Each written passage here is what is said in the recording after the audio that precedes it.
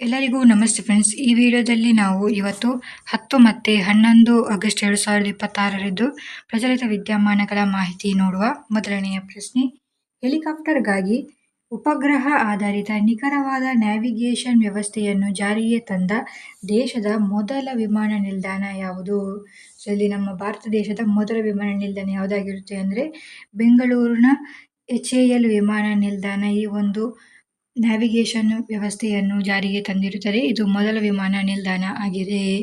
ಬೆಂಗಳೂರಿನ HAL airport ಹೆಲಿಕಾಪ್ಟರ್ಗಳಿಗಾಗಿ ಉಪಗ್ರಹ ಆಧಾರಿತ ನಿಖರವಾದ ಲ್ಯಾಂಡಿಂಗ್ ವ್ಯವಸ್ಥೆಯನ್ನು ಅಳವಡಿಸಿಕೊಂಡ ದೇಶದ ಮೊದಲ ವಿಮಾನ ನಿಲ್ದಾಣ ಆಗಿರುತ್ತೆ. ಇಲ್ಲಿ ಯಾವ ಒಂದು ಸಿಸ್ಟಮ್ ಅನ್ನು ಅಭಿವೃದ್ಧಿಪಡಿಸಿದ್ರು ಅಂದರೆ RNP category H, RNP category H required navigation performance category H ಎನ್ನುವ ನೂತನ ತಂತ್ರಜ್ಞಾನ ವ್ಯವಸ್ಥೆಯನ್ನು ಇಲ್ಲಿ ಅಭಿವೃದ್ಧಿಪಡಿಸಿದ್ದಾರೆ. ಸೊ ಇದನ್ನು ಯಾರು ಅಭಿವೃದ್ಧಿಪಡಿಸಿದ್ದರು ಅಂದರೆ ಭಾರತೀಯ ವಿಮಾನ ನಿಲ್ದಾಣಗಳ ಪ್ರಾಧಿಕಾರ AAI ಅಭಿವೃದ್ಧಿಪಡಿಸಿರುತ್ತದೆ. ಸೊ ಹೆಸರು ನೆನಪಿಟ್ಟುಕೊಳ್ಳಿ, RNP category H required navigation performance category H ಎನ್ನುವ ಒಂದು ತಂತ್ರಜ್ಞಾನ ಆಗಿರುತ್ತೆ.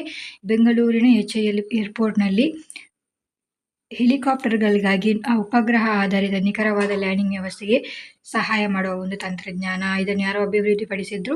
ಭಾರತೀಯ ವಿಮಾನ ನಿಲ್ದಾಣಗಳ ಪ್ರಾಧಿಕಾರವು ಅಭಿವೃದ್ಧಿಪಡಿಸಿದ್ದಾರೆ.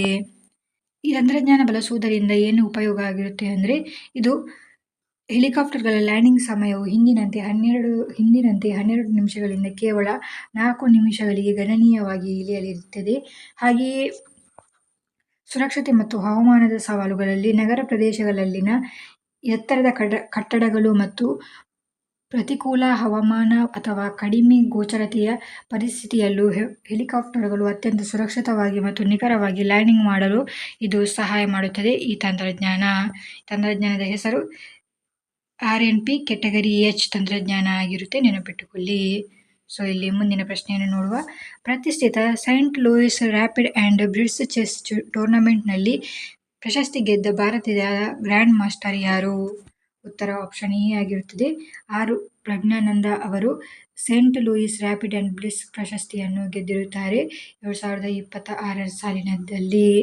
ಸೊ ಇಲ್ಲಿ ಇವರು 23.5 ಅಂಕಗಳನ್ನು ಗಳಿಸುವ ಮೂಲಕ ಉಜ್ಬೇಕಿಸ್ತಾನದ ಪ್ರಬಲ ಆಟಗಾರನಾದ ಜೋಕಿರ್ ಸಿಂದಾರೋವ್ ಅವರ ಹಿಂದಿಕ್ಕಿ ಪ್ರಥಮ ಸ್ಥಾನವನ್ನು ಪಡೆದು Saint louis rapid and blitz 2026 champion ಆಗಿರುತ್ತಾರೆ.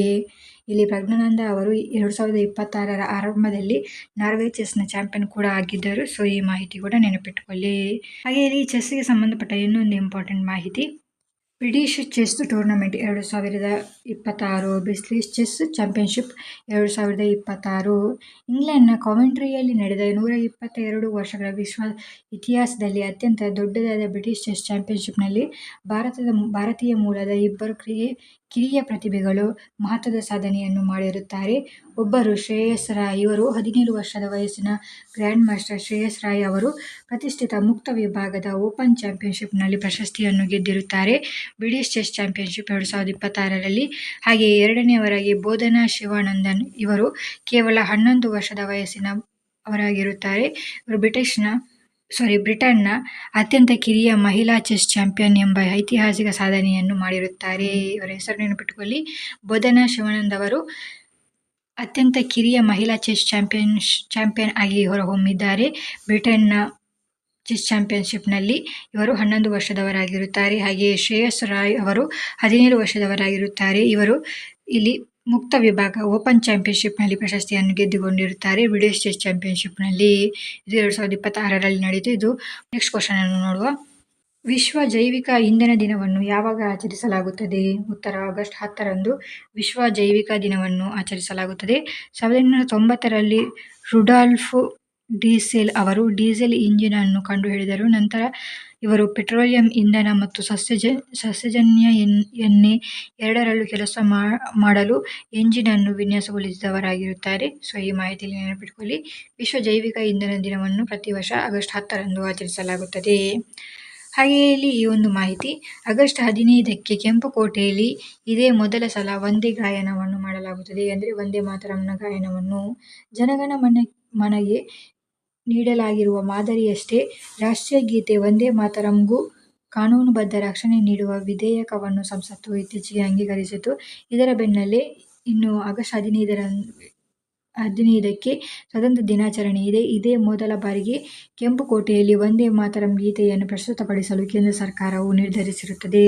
ಈ ಸಂಸತ್ತಿನ ಮುಂಗಾರು ಅಧಿವೇಶನದಲ್ಲಿ ರಾಷ್ಟ್ರೀಯ ಗೌರವಕ್ಕೆ ಹವಾಮಾನ ತಡೆ ಕಾಯ್ದೆ ನೆನಪಿಟ್ಟುಕೊಳ್ಳಿ. ರಾಷ್ಟ್ರೀಯ ಗೌರವಕ್ಕೆ ಹವಾಮಾನ ತಡೆ ಕಾಯ್ದೆ 1978ಕ್ಕೆ ತಿದ್ದುಪಡಿ ತರಲಾಗಿದ್ದು, ಇದರಿಂದ ವಂದೇ ಮಾತರಂ ಗೀತೆಗೆ ಅಪಮಾನ ಮಾಡುವುದು, ಗಾಯನಕ್ಕೆ ಅಡ್ಡಿಪಡಿಸುವುದು ಅಥವಾ ಅಸಡ್ಡೆ ತೋರುವುದನ್ನು ಶಿಕ್ಷಾರ್ಹ ಅಪರಾಧವೆಂದು ಮಾಡಲಾಗಿರುತ್ತದೆ. ಈ ಮಾಹಿತಿಯಲ್ಲಿ ನೆನಪಿಟ್ಟುಕೊಳ್ಳಿ. ಆಗಸ್ಟ್ 15ರಂದು ಮೊದಲ ಬಾರಿಗೆ ವಂದೇ ಮಾತರಂ ಗಾಯನವನ್ನು ಕೆಂಪುಕೋಟೆಯಲ್ಲಿ ಮಾಡಲಾಗುತ್ತದೆ. ಈ ಮಾಹಿತಿ ಇಂಪಾರ್ಟೆಂಟ್ ಆಗಿರುತ್ತದೆ, ನೆನಪಿಟ್ಟುಕೊಳ್ಳಿ. ಮುಂದಿನ ಪ್ರಶ್ನೆಯನ್ನು ನೋಡುವ. ಮುಂದಿನ ಪ್ರಶ್ನೆ, ಭಾರತದ ಯಾವ ರಾಜ್ಯದಲ್ಲಿ ರುಸುಲ್ಲಾ ಗ್ರೀಸಿಯೊ ಪುರ್ಪುರಾಟಾ ಎಂಬ ಹೊಸ ಅಣಬೆ ಜಾತಿಯನ್ನು ಕಂಡುಹಿಡಿಯಲಾಗಿದೆ? ಉತ್ತರ ಮೇಘಾಲಯ ಆಗಿರುತ್ತದೆ. ಮೇಘಾಲಯ ರಾಜ್ಯದ ಈಶಾನ್ಯ ಭಾಗದಲ್ಲಿ ವಿಜ್ಞಾನಿಗಳು ಹೊಸ ಮಶ್ರೂಮ್ ಅಥವಾ ಅಣಬೆ ಪ್ರಭೇದವನ್ನು ಅಧಿಕೃತವಾಗಿ ಪತ್ತೆ ಮಾಡಿರುತ್ತಾರೆ. ಇದಕ್ಕೆ ರುಸುಲ್ಲಾ ಗ್ರೀಸಿಯೊ ಪುರ್ಪುರಾಟಾ ಎಂಬ ಹೆಸರನ್ನು ಇಡಲಾಗಿರುತ್ತದೆ. ಈ ಹೊಸ ಅಣಬೆ ಪ್ರಭೇದ ಮೈಕೋಲೈಜಲ್ ಗುಂಪಿಗೆ ಸೇರಿದ್ದು, ಇದು ಕಾಡಿನ ಮರಗಳ ಬೇರುಗಳೊಂದಿಗೆ ಪರಸ್ಪರ ಸಹಭಾಗಿತ್ವದಲ್ಲಿ ಬೆಳೆಯುವ ಪ್ರಕೃತಿ ಸ್ನೇಹಿ ಅಣಬೆ ಆಗಿರುತ್ತದೆ. ಮುಂದಿನ ಪ್ರಶ್ನೆ, ರಾಷ್ಟ್ರೀಯ ಟ್ರೈಬ್ಯುನಲ್ಸ್ ಆಯೋಗವನ್ನು ಸ್ಥಾಪಿಸಲು ಮತ್ತು ಟ್ರೈಬ್ಯುನಲ್ ವ್ಯವಸ್ಥೆಯನ್ನು ಸುಧಾರಿಸಲು ಇತ್ತೀಚೆಗೆ ಲೋಕಸಭೆಯಲ್ಲಿ ಯಾವ ಮಸೂದೆಯನ್ನು ಮಂಡಿಸಿ ಅಂಗೀಕರಿಸಲಾಯಿತು? ಉತ್ತರ ಟ್ರಿಬ್ಯುನಲ್ ರಿಫಾರ್ಮ್ಸ್ ಬಿಲ್ 2026 ಅಂಗೀಕರಿಸಲಾಗಿರುತ್ತದೆ. ಇಲ್ಲಿ ನ್ಯಾಯಮಂಡಳಿ ಸುಧಾರಣಾ ಮಸೂದೆ 2026 ಇದು ದೇಶದ ವಿವಿಧ ನ್ಯಾಯಮಂಡಳಿಗಳ ನೇಮಕಾತಿ, ಆಡಳಿತ ಮತ್ತು ಕಾರ್ಯನಿರ್ವಹಣೆಯಲ್ಲಿ ಪಾರದರ್ಶಕತೆ ಮತ್ತು ಸ್ವಾಯತ್ತತೆಯನ್ನು ತರುವ ಉದ್ದೇಶದಿಂದ ಈ ಒಂದು ಟ್ರೈಬ್ಯುನಲ್ಸ್ ರಿಫಾರ್ಮ್ ಬಿಲ್ 2026 ಅಂಗೀಕರಿಸಲಾಗಿರುತ್ತದೆ. ಇಲ್ಲಿ ಈ ಮಸೂದೆ 2021ರ ಹಿಂದಿನ ಕಾಯ್ದೆಯನ್ನು ರದ್ದುಪಡಿಸಿ ಸರ್ವೋಚ್ಚ ನ್ಯಾಯಾಲಯದ ಅಥವಾ ಸುಪ್ರೀಂ ಕೋರ್ಟ್ನ ನಿರ್ದೇಶನಗಳಂತೆ ಹೊಸ ಸ್ವಾಯತ್ತ ಆಯೋಗವನ್ನು ರಚಿಸಲು ದಾರಿ ಮಾಡಿಕೊಡುತ್ತದೆ. ಇದರಲ್ಲಿ ಈ ಆಯೋಗ ಎಲ್ಲಿ ಇದೆ ಅಂದರೆ ನವದೆಹಲಿಯಲ್ಲಿ ಪ್ರಧಾನ ಕಚೇರಿಯನ್ನು ಮಾಡಲಾಗಿದೆ. ಇದು ಸ್ವಾಯತ್ತ ಆಯೋಗ ದೇಶದ ಎಲ್ಲ ಪ್ರಮುಖ ನ್ಯಾಯಮಂಡಳಿಗಳ ಸದಸ್ಯರ ಆಯ್ಕೆ, ಕಾರ್ಯಕ್ಷಮತೆ, ಮೌಲ್ಯಮಾಪನ ಮತ್ತು ಆಡಳಿತವನ್ನು ನೋಡಿಕೊಳ್ಳುತ್ತದೆ. ಇಲ್ಲಿ ಇದು ಯಾವ ವ್ಯಾಪ್ತಿಗೆ? ಕೇಂದ್ರ ಮತ್ತು ರಾಜ್ಯ ಆಡಳಿತಾತ್ಮಕ ನ್ಯಾಯಮಂಡಳಿಗಳು, ರಾಷ್ಟ್ರೀಯ ಹಸಿರು ನ್ಯಾಯಮಂಡಳಿ, ಸಶಸ್ತ್ರ ಪಡೆಗಳ ನ್ಯಾಯಮಂಡಳಿ ಸೇರಿದಂತೆ 16 ಪ್ರಮುಖ ನ್ಯಾಯಮಂಡಳಿಗಳಿಗೆ ಇವರ ವ್ಯಾಪ್ತಿ ಬರಲಿರುತ್ತದೆ. ರಾಷ್ಟ್ರೀಯ ನ್ಯಾಯಮಂಡಲ ಆಯೋಗದ್ದು ನ್ಯಾಷನಲ್ ಟ್ರೈಬ್ಯುನಲ್ಸ್ ಕಮಿಷನ್ ಇದ್ದು, ಇಲ್ಲಿ 2021ರ ನ್ಯಾಯಮಂಡಳಿಗಳ ಸುಧಾರಣೆಯ ಕಾಯ್ದೆಯ ಕೆಲ ಪ್ರಮುಖ ಅಂಶಗಳು ಅಧಿಕಾರ ಪ್ರತ್ಯೇಕತೆಯ ತತ್ವಕ್ಕೆ ವಿರುದ್ಧವಾಗಿದ್ದ ಕಾರಣ ಸುಪ್ರೀಂ ಕೋರ್ಟ್ 2025ರಲ್ಲಿ ನವದೆಹಲಿಯಲ್ಲಿ ತೀರ್ಪು ನೀಡಿತ್ತು. ಇದರ ಜೊತೆಗೆ ಸ್ವತಂತ್ರವಾದ ರಾಷ್ಟ್ರೀಯ ನ್ಯಾಯಮಂಡಳಿಗಳ ಆಯೋಗವನ್ನು ಸ್ಥಾಪಿಸುವಂತೆ ನಿರ್ದೇಶಿಸಿತ್ತು. ಅದರಂತೆ ಈಗ ಈ ಹೊಸ ಮಸೂದೆಯನ್ನು ತರಲಾಗಿರುತ್ತದೆ. ಮಸೂದೆಯ ಹೆಸರು ರಾಷ್ಟ್ರೀಯ ನ್ಯಾಯಮಂಡಳಿಗಳ ಆಯೋಗ, ನ್ಯಾಷನಲ್ ಟ್ರೈಬ್ಯುನಲ್ ಕಮಿಷನ್ 2026. ಮುಂದಿನ ಪ್ರಶ್ನೆ, ಭಾರತವು ಇತ್ತೀಚೆಗೆ ಯಾವ ಅಂತಾರಾಷ್ಟ್ರೀಯ ಸಂಸ್ಥೆಗೆ 5 ನವಿಲುಗಳು, 4 ನೀಲಿ ಬಣ್ಣದ್ದು ಮತ್ತು 1 ಅಪರೂಪದ ಬಿಳಿ ನವಿಲು ಉಡುಗೊರೆಯಾಗಿ ನೀಡಿದೆ? ಉತ್ತರವು ವಿಶ್ವಸಂಸ್ಥೆಯ ಜಿನೀವಾ ಕಚೇರಿಗೆ, UN ಜಿನೀವಾಗೆ. ಭಾರತವು ಸ್ವಿಟ್ಜರ್ಲೆಂಡ್ನ ಜಿನೀವಾದಲ್ಲಿರುವ ವಿಶ್ವಸಂಸ್ಥೆಯ ಕಚೇರಿಗೆ 5 ಯುವ ನವಿಲುಗಳು ಅಧಿಕೃತವಾಗಿ ಉಡುಗೊರೆಯನ್ನು ನೀಡಿರುತ್ತದೆ. ಇಲ್ಲಿ ಜಿನೀವಾದಲ್ಲಿರುವ ವಿಶ್ವಸಂಸ್ಥೆಯ ಯುರೋಪಿಯನ್ ಪ್ರಧಾನ ಕಚೇರಿಯಿರುವ ಅರಿಯಾನಾ ಪಾರ್ಕ್ನಲ್ಲಿ ಈ ನವಿಲುಗಳನ್ನು ಬಿಡಲಾಗಿರುತ್ತದೆ. ಇಲ್ಲಿ ಈ ಒಂದು ಮಾಹಿತಿ ಗಮನಿಸಿ. ಕೋವಿಡ್ ಬಳಿಕ ರಾಜ್ಯದ ಜನನ ಮತ್ತು ಮರಣ ಪ್ರಮಾಣ ಎರಡೂ ಇಳಿಕೆಯಾಗಿರುತ್ತದೆ. ನಮ್ಮ ಕರ್ನಾಟಕದಲ್ಲಿ ಕೋವಿಡ್ನ ನಂತರ ಮರಣ ಪ್ರಮಾಣ ಇಳಿಮುಖವಾಗಿದ್ದು, ಇದೇ ಅವಧಿಯಲ್ಲಿ ಜನನ ಪ್ರಮಾಣ ಕೂಡ ಕುಸಿತವಾಗಿರುತ್ತದೆ. ಇತ್ತೀಚಿನ ನಾಗರಿಕ ನೋಂದಣಿ ವ್ಯವಸ್ಥೆ 2024ರ ವರದಿಯ ಪ್ರಕಾರ 2024ರಲ್ಲಿ ರಾಜ್ಯದಲ್ಲಿ 10.07 ಲಕ್ಷ ಜನರು ನೋಂದಣಿಯಾಗಿದ್ದರೆ, ಅದೇ 2020ರಲ್ಲಿ 10.82 ಲಕ್ಷ ಜನರು ನೋಂದಾಯಿತರಾಗಿದ್ದರು. ಇದಕ್ಕೆ ಹೋಲಿಸಿದರೆ 75,000 ಕಡಿಮೆಯಾಗಿರುತ್ತದೆ ನಮ್ಮ ರಾಜ್ಯದಲ್ಲಿ ಜನನ ಪ್ರಮಾಣ.